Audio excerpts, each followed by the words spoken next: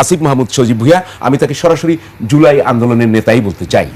আসিফ মাহমুদ সজীব ভুঁইয়া, তৌহিদ হোসেন পররাষ্ট্র উপদেষ্টা, তিনি প্রথম কিচেন ক্যাবিনেট সামনে নিয়ে আসেন, এরপর আপনি একটি বক্তব্য দিয়েছেন। আমি সেটা শুনে এই কিচেন ক্যাবিনেট নিয়ে আপনার সঙ্গে যাব, একটু শুনি।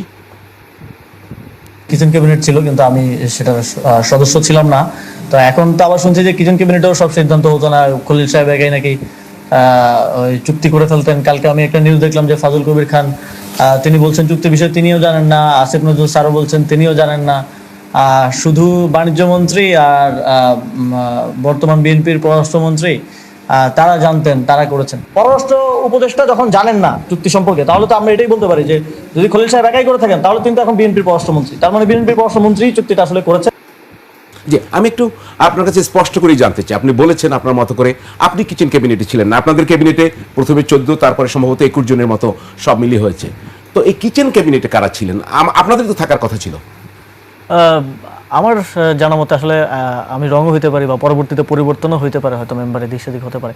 আমাদের ক্যাবিনেট মিটিং প্রতি বৃহস্পতিবারে হওয়ার কথা, মাঝে মধ্যে হয়তো কোনো কোনো বৃহস্পতিবার ছুটে যেত বা ইয়ে হতো, বাট মোস্টলি প্রতি বৃহস্পতিবারে ক্যাবিনেট মিটিং হতো এবং ক্যাবিনেটের সকল উপদেষ্টারা থাকতেন এবং এজেন্ডাগুলো ডিসকাশন হতো। তারপরে স্বাভাবিকভাবে একটা বিবিধ অংশ থাকে, সেখানে আরও যদি কেউ টেবিলে কোনো এজেন্ডা রাখতে চান সেটা নিয়ে ডিসকাশন হতো। এটা ফর্মাল বৈঠক ছিল। আমি হয়তো সরকার গঠনের 1-2 মাস পরে জানতে পেরেছি যে এরকম হয়তো একটা ছোট ফোরাম আছে, যেখানে সম্ভবত মঙ্গলবারে লাঞ্চের সময় মাননীয় প্রধান উপদেষ্টার সাথে উপদেষ্টাদের একটা অংশ তারা বসেন এবং কিছু গুরুত্বপূর্ণ বিষয়ে, যেটা হয়তো এজেন্ডা দিয়ে তো সাধারণত কোনো আইন সংশোধন, অধ্যাদেশ প্রণয়ন, এই জিনিসগুলো আলোচনা হতো। তার বাইরে কোনো পোস্টিং ইম্পর্টেন্ট, গভর্নরের পোস্টিং হবে বা এরকম ইম্পর্টেন্ট জিনিসগুলো হয়তো তারা সেখানে ডিসকাস করতেন। আমার জানা মতো তখন আমি যাদের নাম শুনেছিলাম সেখানে অর্থ উপদেষ্টা ছিলেন, পরিকল্পনা উপদেষ্টা ছিলেন ওয়াহিদ স্যার, আমাদের খুব শ্রদ্ধেয়, এবং সেখানে পানি সম্পদ উপদেষ্টা ছিলেন, জ্বালানি উপদেষ্টা ছিলেন, সেখানে আরেকজন গণপূর্ত উপদেষ্টা ছিলেন, সেখানে আইন উপদেষ্টা ছিলেন। আমার জানা মতে ওনারাই ছিলেন। এবং মানে এখন রিসেন্টলি কয়েকজন উপদেষ্টার কথা শুনে এবং তাদের সাথে পার্সোনালিও কথা বলে এবং সরকার থাকা অবস্থাতেও আমি দেখেছি যে তাদেরকে নিয়ে ডিসিশনগুলো মোস্টলি হলেও শেষের দিকে অনেকটা সব কিছু এক ব্যক্তি কেন্দ্রিক হয়ে যায়। সেটা হচ্ছে বর্তমান বিএনপির পররাষ্ট্রমন্ত্রী খলিলুর রহমান। এই জন্য আপনি দেখবেন যে আমি যে উপদেষ্টাদের কথা বললাম তাদেরও অনেক ইন্টারভিউতে বলছেন যে আমরা চুক্তি নিয়ে জানতাম না, আমরা এটা জানতাম না, ওটা জানতাম না। ফলে পরবর্তীতে ফোরামটা আরও খুব ক্ষমতার কেন্দ্রটা এক জায়গায় চলে যায় এবং পররাষ্ট্র উপদেষ্টার একটা ক্ষোভের জায়গাটার কারণ হচ্ছে তিনি পররাষ্ট্র মন্ত্রণালয়ের দায়িত্বে, তাকে তো নির্দেশনা দেওয়ার কথা সরাসরি প্রধান উপদেষ্টার এবং তার সাথে কোঅর্ডিনেশনটা প্রধান উপদেষ্টার কথা, কিন্তু তাকে নির্দেশনা দিচ্ছেন মাঝখান থেকে খলিলুর রহমান, যিনি বর্তমানে পররাষ্ট্রমন্ত্রী। এটা স্বাভাবিক, আমি যদি একটা মন্ত্রণালয়ের দায়িত্বে থাকি আমি প্রধানমন্ত্রী থেকে নির্দেশনা নিব, আমি তো মাঝখানে কোনো লেয়ার থেকে নির্দেশনা নিলে তারও অথরিটি থাকে না, তারও সেই জায়গা থেকে তিনিও নাকি 3বার পদত্যাগ করতে আগ্রহ প্রকাশ করেছিলেন।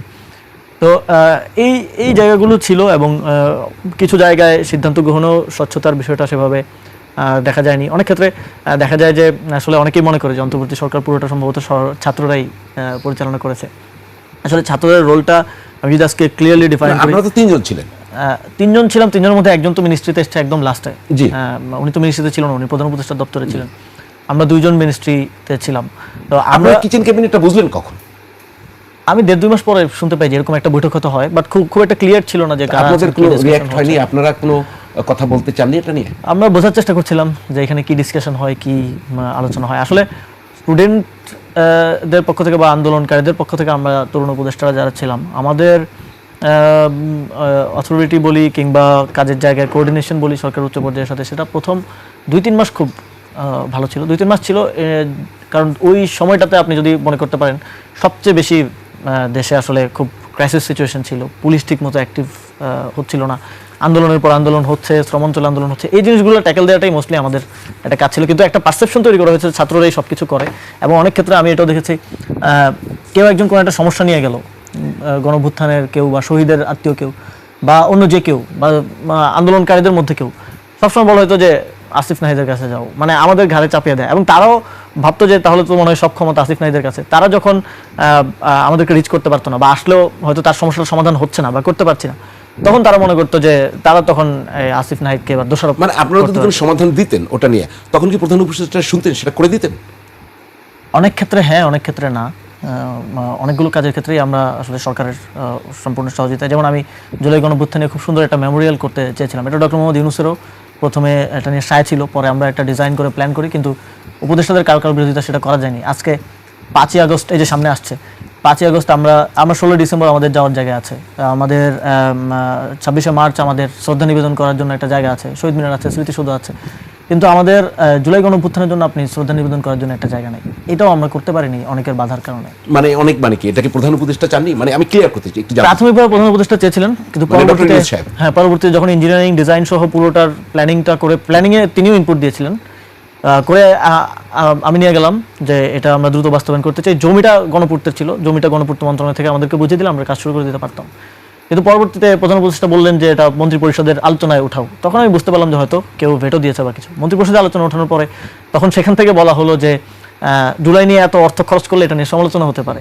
আমরা দেখেছি যে শেখ মুজিবুর রহমানের 20 ফিট উঁচু মূর্তি বানানো হয়েছে 400 কোটি টাকা খরচ করে, অথচ এত বড় একটা মেমোরিয়াল আমরা 250 কোটির মধ্যে করতে চাইছিলাম, কিন্তু সেটা করতে দেওয়া হয় নাই।